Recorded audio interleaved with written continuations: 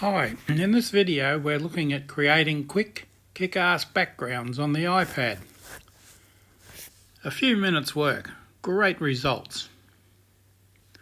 Today we'll learn how to convert almost any image, especially the ones that wouldn't stand at all by themselves, into dazzling backgrounds for your design needs. Feel confused already? No better time to get started. Picking through your photo library, I'm sure you have a ton of trashy photos occupying hard drive space in your device. Perfect. We're one step ahead already. These shouldn't necessarily need to be trashy photos. There may be just photos that weren't intended to serve for any artistic matters at all. And they're just what we want. Now there's a perfect example. What to do? A couple of months later, looking into my photo library, found this one again and saw it under another angle. I thought to myself, maybe if I crop it right here, it would look more interesting and it could be used for something else other than sending it to the bin. So I imported it into Affinity Photo, bit of a tongue twister there, and cropped it down, leaving only its most interesting details, and here's the result. Now that's the cropped image. That's all it is, just the cropped image. Boring. Boring, right? So now we have a starting image though, so let's do something with it. Now you can do the same exercise with your own library and catch up with this tutorial later. It works better when you don't think too much about it and just pick any random photo that you aren't too proud of. And there's one there as an example. Let your instincts tell you what to do. It's not really necessary to crop your image. Really, you can use it as it is and follow your instincts. Personally, simply apply a black and white adjustment layer to the photo and then flatten it all. This way, values will be more obvious and it'll get easier to identify which areas of the photo will be affected by what in the following steps. So there's the black and white image of the image that I previously cropped. Now it's just been converted to black and white. Simple adjustment. And we finally got to the fun part. To get started, add a gradient map adjustment layer on top of the image. A gradient map applies a regular colour gradient over the image, but instead of covering it up, uses its lightness and darkness values to tell the gradient which colour will be mapped to which value of the image. Now here's an example of how the gradient map works. This is how it looks. It ignores all colour information and only pays attention to tones of grey. And you can see the top simplified 10 value grayscale and the 2-stop gradient, and it shows there the mapping range of a 2-stop gradient, and for a 3-stop gradient, which the iPad defaults to, a 3-stop gradient, there's the mapping range of the colours across that gradient. So if you keep that in mind, you won't have too many surprises as you work on your image. Whites tend to be towards the yellow end, and the dark black areas tend to be towards the red end, and they've all those range of colours in between. My favourite part of this method is that you can do whatever you want with your gradient and you'll never end up breaking anything, because it's an adjustment layer. So you have huge room for experimentation, and if you're just getting started, play around with 2-colour gradients. Anything goes here. Just keep in mind that you're creating a background and you'll need room for other elements in your composition, and you'll see on mine that I have some simple elements in front of the background. So let's begin mapping some colours.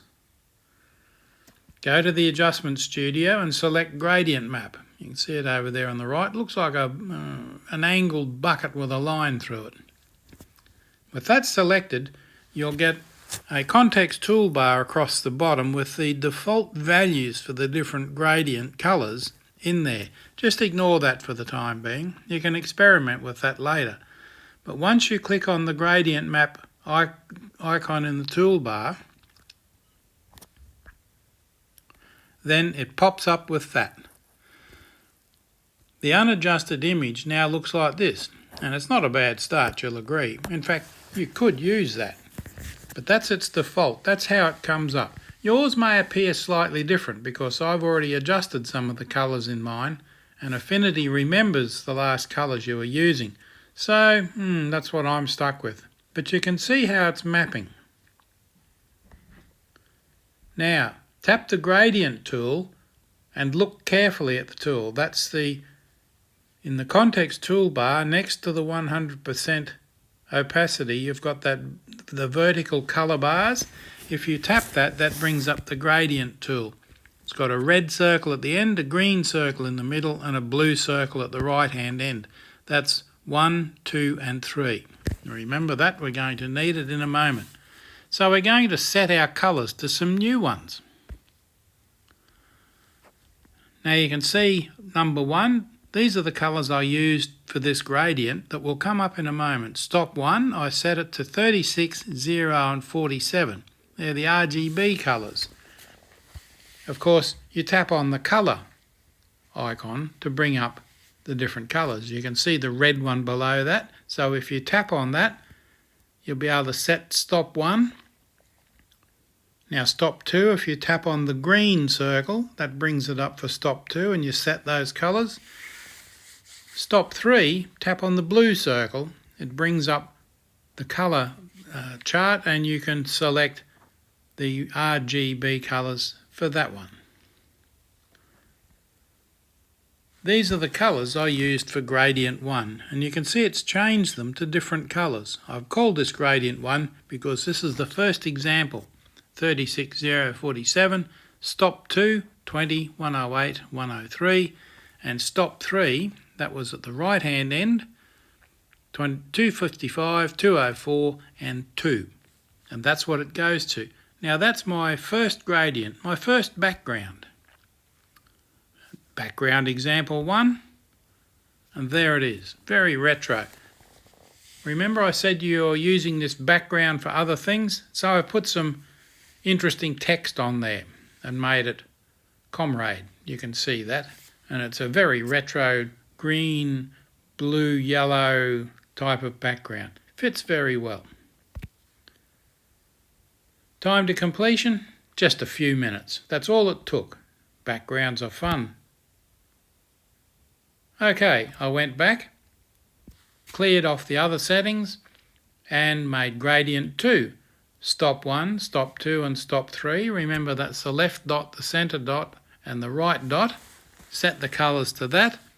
Change the text to Desire and it's a deepish blue, cold icy blue.